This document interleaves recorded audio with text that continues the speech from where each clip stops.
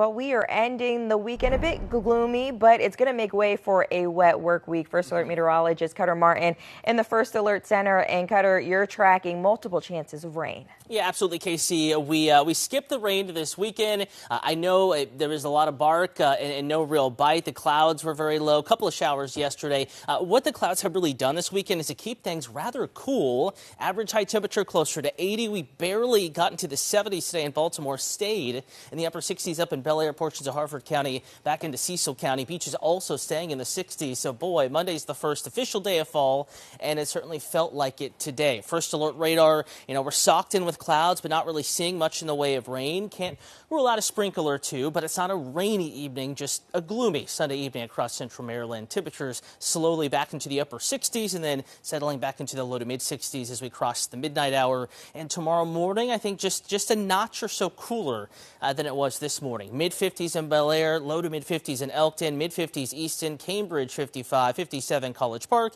and 61 in Baltimore. There will be some clouds out the door in the morning and could also be some patchy areas of dense fog. Don't think it'll slow your students on the way to the bus stop. I don't think it's going to interrupt the commute, but again, kind of a gloomy start tomorrow. Anne Arundel County, we're in your neighborhood in Odenton in the mid 50s. Cape St. Clair, closer to the Bay Bridge there, right at 61. So keep in mind, right up against the bay, lower 60s. You get away from the water in pretty much every neighborhood closer to the county line will be in the low to mid 50s. Bus stop forecast, maybe a light jacket in the morning. No need for the umbrella. Mid 60s by 9. This is for the metro, though. If you have plans or if you have early day activities in Frederick County, Washington County points to the west, in the mountains and in western Maryland, there is a rain chance tomorrow. There will be a couple of showers around, but for the rest of us, southern Maryland, eastern shore and beaches, we are going to remain dry.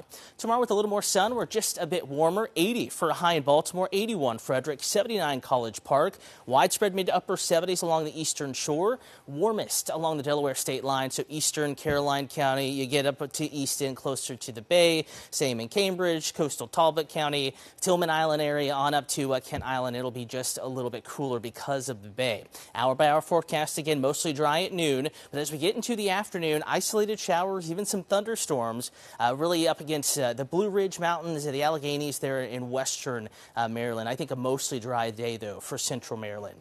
We're watching a new tropical wave emerging off of Africa, a moderate or medium chance of development, in addition to now Hurricane Gabrielle spinning here in the central Atlantic. Forecast to get close to Category 3 status now, east of Bermuda, heading out to sea. No threat to the U.S. mainland from that particular system. So for the Ravens game, up near 80 tomorrow afternoon, but by the time we get to kickoff, temperatures back into the lower 70s and eventually back in the 60s. We're going to keep that forecast mostly dry for you. Tuesday, though, rain showers back in the forecast. Chance of afternoon and early evening thunderstorms. Just spotty rain Wednesday. Wettest days, though, looking like Thursday and Friday. And, of course, if it trends any wetter, we'll give you the first alert. Right now, though, just needed rain and trending cooler into next weekend. Casey.